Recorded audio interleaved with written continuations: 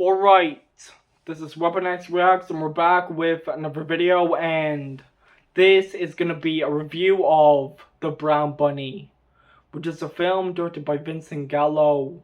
And to me, this is one of the most honest depictions of male loneliness that I have ever seen in a film, even if it's massively flawed at times. And while it's not as good as Buffalo 66, it's a movie that deserves a lot more attention, especially nowadays. But I will warn you that it deals with subject matter that can be very depressing and hard to watch at the same time. And there will be a lot of spoilers in this review. I'm gonna break down the plot of this film. So, a professional motorcycle racer heads from New Hampshire to California to race again. Along the way, he meets various women who will provide him with the cure to his own loneliness. But only a certain woman from his past will truly satisfy him. And if there was one thing I really liked about this film, is that it does a great job when it comes to dealing with topics like grief, loss, and isolation. And while the story may look simple at times, it's a very well written and complex movie that will stay with you long after it's over. And not just that, but I thought some of the acting performances were really well done, especially from Vincent Gallo as Bud Clay.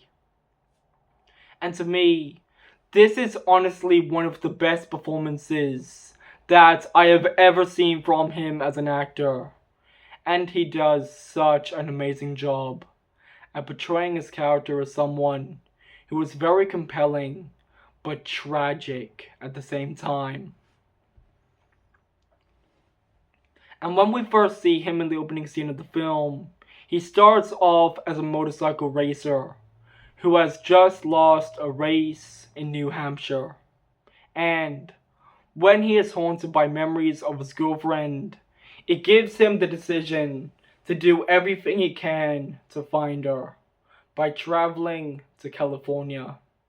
And this is when you start to realize that he is a lonely man who is deeply consumed by his own grief and isolation. And one of the most interesting things about him as a character is the way and how he approaches women. And while he tries to find a sense of connection with them, they are immediately abandoned because he knows that it won't bring any peace to his life. And not just that, but it shows his inability to move on from his guilt of what happened in the past and fear of being in a relationship with another person. And one of the most interesting things about this film is that every female character he meets is a representation of a flower. And you can really see that from how they are named. And if you actually think about it, his whole journey throughout the film is a chance for him to find meaning to his life. But it leaves him feeling emotionally damaged in the end. And it really makes his story a depressing one. And if there was one thing I really liked about Vincent Gallo's performance, is how subtle it feels, as you can really feel Bud Clay's pain in a way that doesn't rely on cheap, overdramatic moments. And that's just what makes this film so powerful. And overall, Bud Clay is a deeply flawed character. And to me, Vincent Gallo honestly made this film better than it already is, as he brought so much depth and humanity into the role. And while it's not as good as his performance in Buffalo 66, it's still one of the most powerful performances that I have ever seen in a film. And not just that, but I thought his direction of the film was really well done. Even if it completely destroyed his career when it first came out in 2003. But still, he did a great job at telling a story about a man who feels trapped by loneliness and guilt, as it was all done in a way that feels realistic but raw at the same time. And that's just one thing I like about Vincent Gallo as a director. It's that he takes risks. And The Brown Bunny is a perfect example of that. Chloe Sevigny did a great job playing Daisy Lemon. Even if she wasn't in the film that much, as she brought so much depth and vulnerability into her character. And she is portrayed as being Bud Clay's girlfriend. And not just that, but she is the main reason on why he went on his journey in the first place. And if there was one thing I really liked about Chloe Sevigny's performance, is the way and how she makes her character someone who is actually compelling but interesting at the same time. And overall, this is honestly one of Chloe Sevigny's best performances. And it really shows that she can do a great job at playing characters who are complex. And even if it was a massive risk for her career, she still makes this movie even better than it already is, as she was just so hypnotic in this film. The cinematography is honestly the best thing about this film. And if there was one thing I really liked about it, is that it gives the movie a very gritty and realistic feel. And it's all done in a way to reflect Bud Clay's isolation and loneliness. And you can really see that through every landscape shot. And overall, the cinematography was just so well done. And I even heard that Vincent Gallo not only directed and starred in the film, but he also did the cinematography. And to me, I thought he did a great job, as it fits perfectly with the film's story.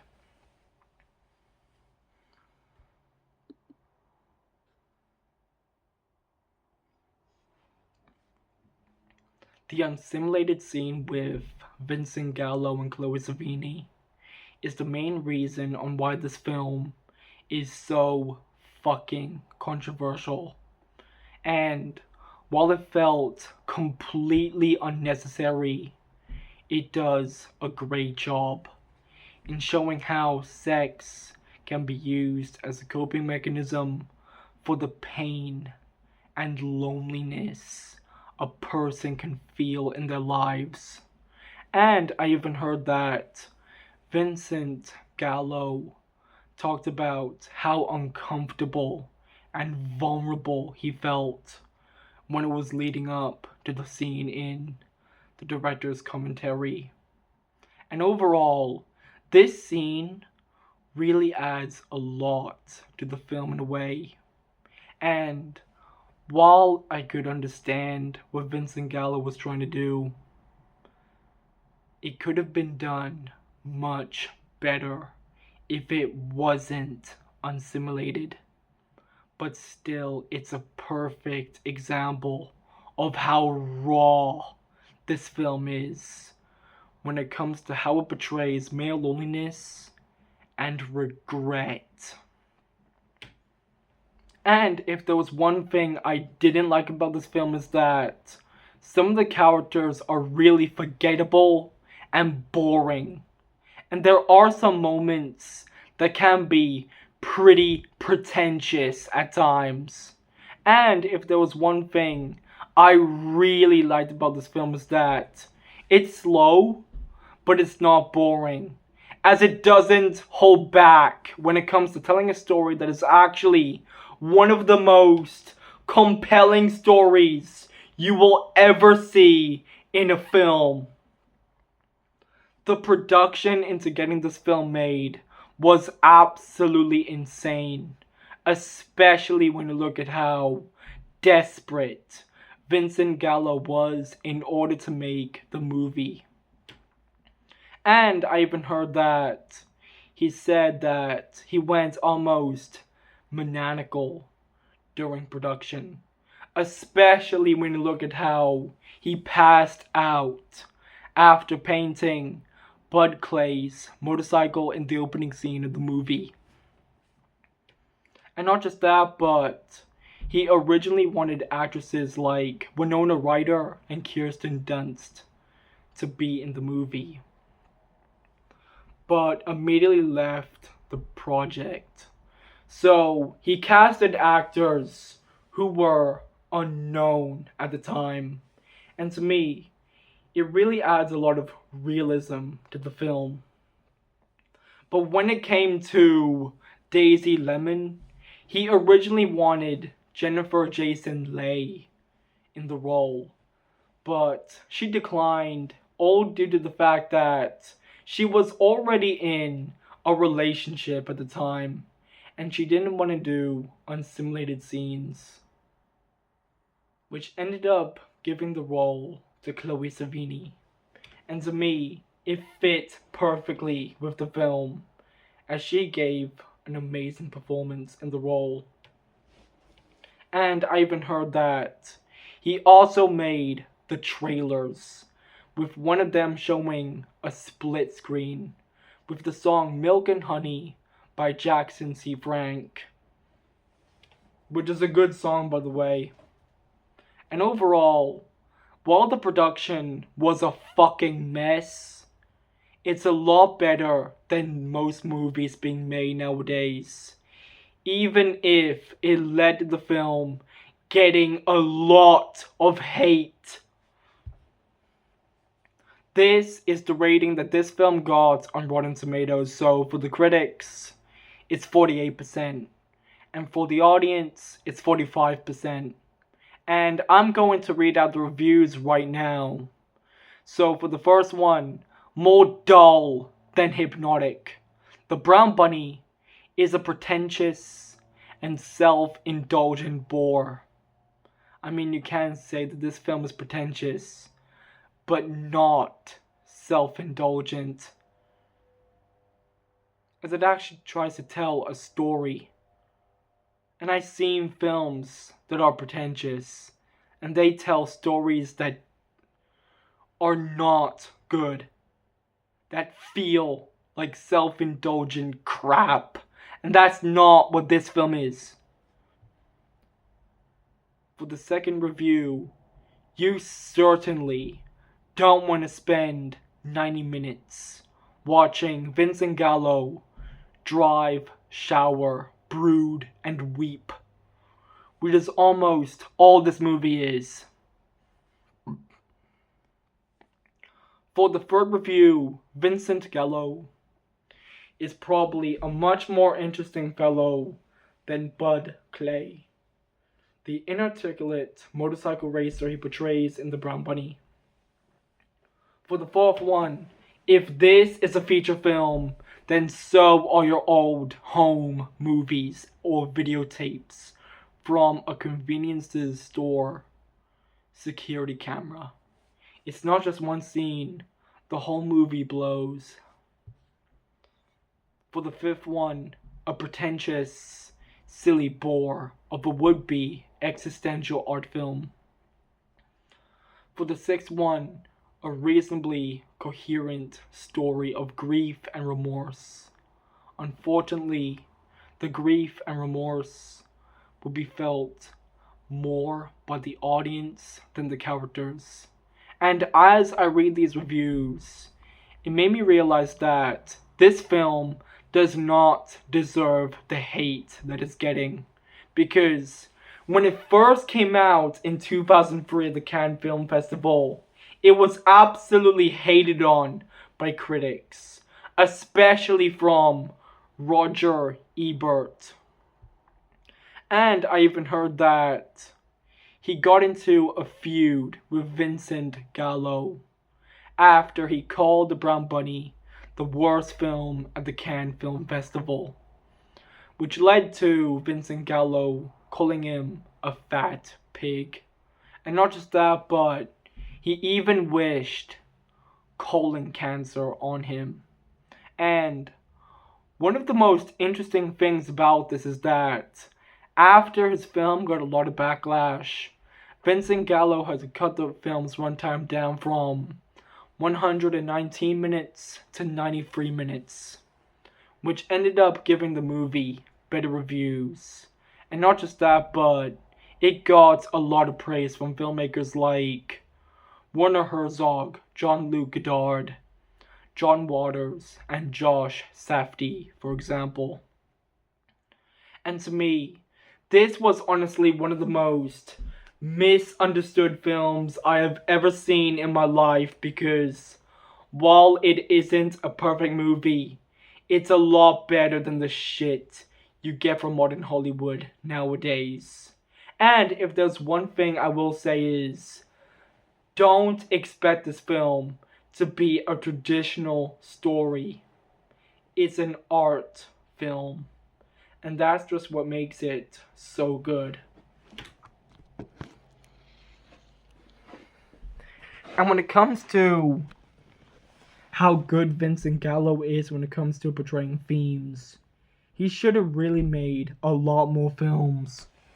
Because he is just the best when it comes to telling stories that are actually compelling.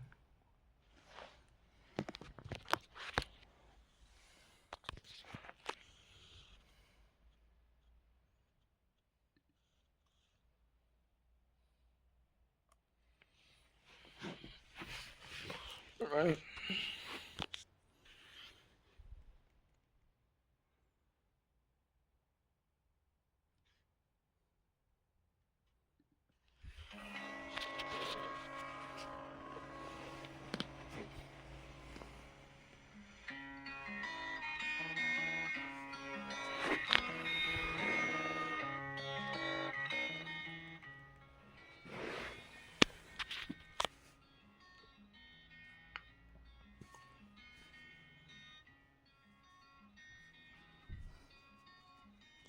And also, you don't hear this song in the film, but it's in the soundtrack. And I thought John Frusciante did a good job with this song, as it really fits the mood for the movie.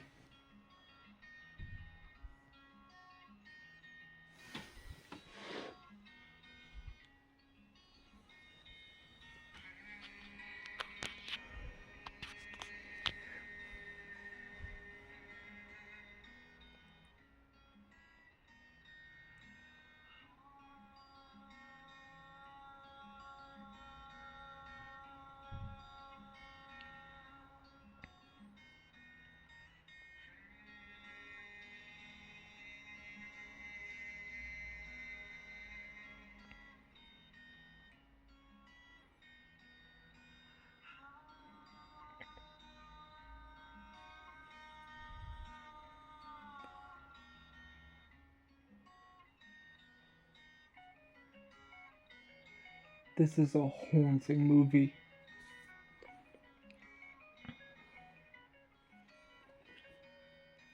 And I really like how they used the dirty mirrors in the film, as it really immerses you into the environment this film has.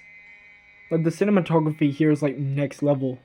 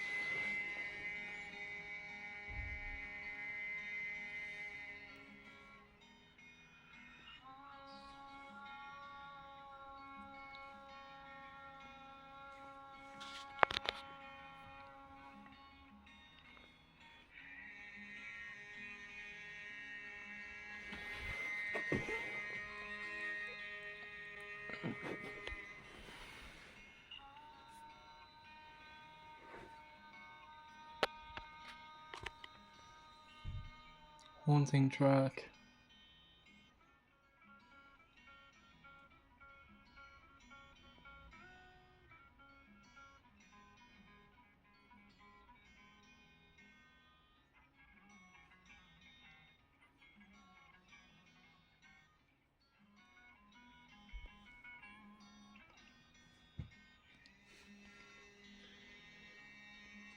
And also, even though this movie got a lot of negative reviews at Cannes, it was nominated for the Palme d'Or. It was actually pretty good for a film this controversial.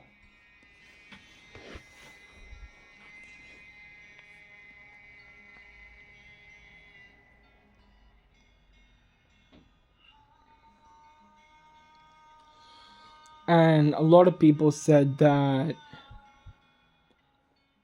this film was trash and Buffalo 66 is way better.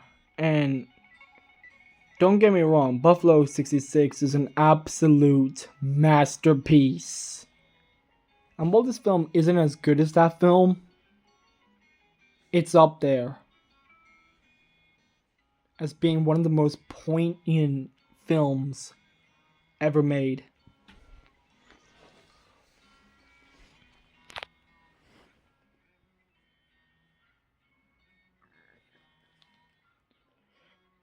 Like, Vincent Gallo, he knew what he was doing.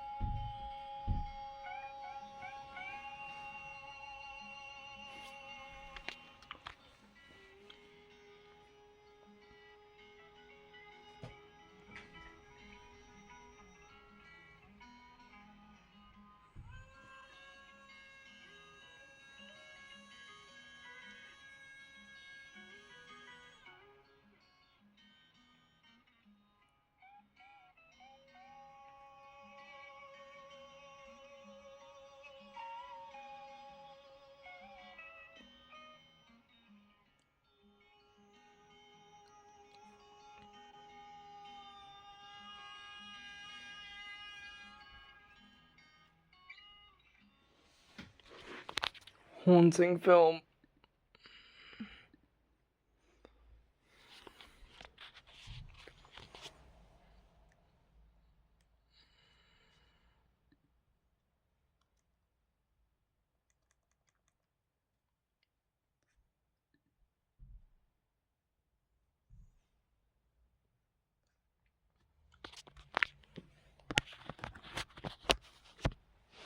I'm going to explain the ending of this film. So, after the scene with Bug, Clay, and Daisy, they talk about what happened the last time they saw each other.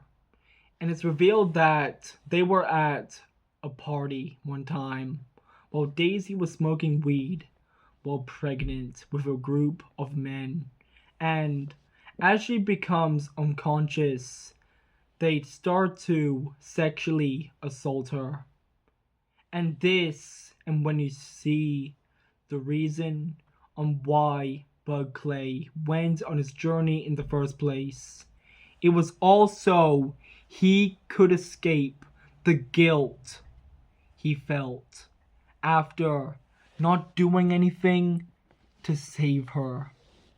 And then an ambulance arrives, and we realize that she passed away after choking on her own vomit. And not just that, but he imagined that she was still alive in the hotel she was in. And The film ends with Bug Clay driving off into the distance. And to me, this was a depressing ending to a film like this. Because, unlike Billy Brown, who finds a chance at redemption at the end of Buffalo 66, Bug Clay is unable to escape from his own guilt of what happened. But still, it really shows just how good Vincent Gallo is when it comes to telling his stories about flawed men who try to find a sense of hope and meaning to their lives. And it's so weird how people try to twist that into something toxic, which it isn't. It's a very compelling story about grief and loneliness. And you can really see that in every single scene. No film explores male loneliness better than Buffalo 66 and the Brown Bunny.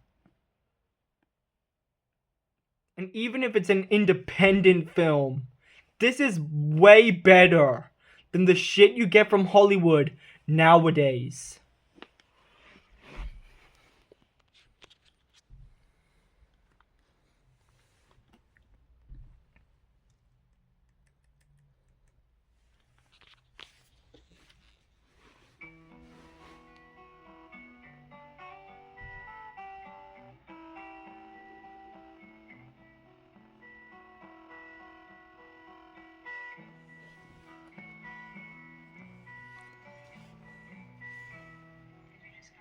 Because nowadays, most movies feel safe and empty and soulless.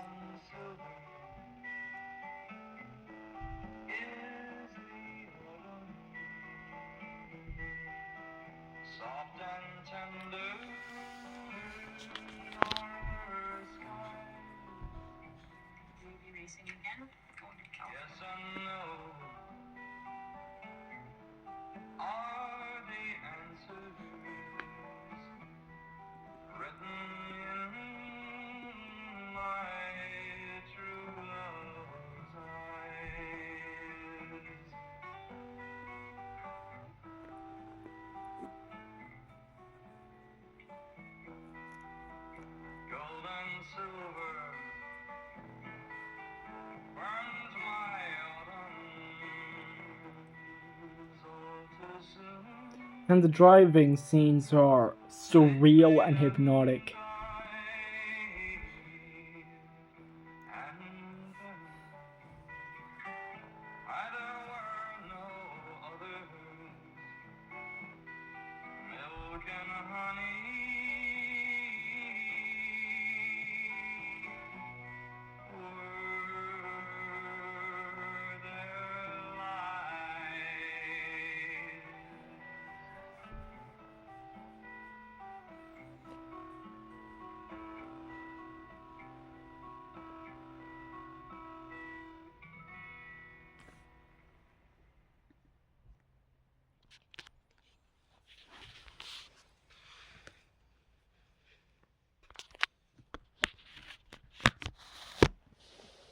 In conclusion, this was a difficult film to review, as it's a powerful story about grief and loss, even if it's got a lot of problems. And to me, it really shows that we just don't get movies like this anymore, because you could really tell that this was made by a filmmaker who actually gave a shit about the story he wanted to tell. And in an age of remakes and sequels that nobody asked for, we need more films just like this. And it's really sad that this movie ruined Vincent Gallo's career as a filmmaker, because if you actually think about it, The Brown Bunny and Vincent Gallo's Buffalo 66 are two of the most well-written movies in the history of cinema. And not just that, but they are the kinds of films that will stick with you long after it's over. Also, anyway, that's all I got for today. Go away now. And always remember, strike back like a weapon against wokeness and support independent cinema if you can.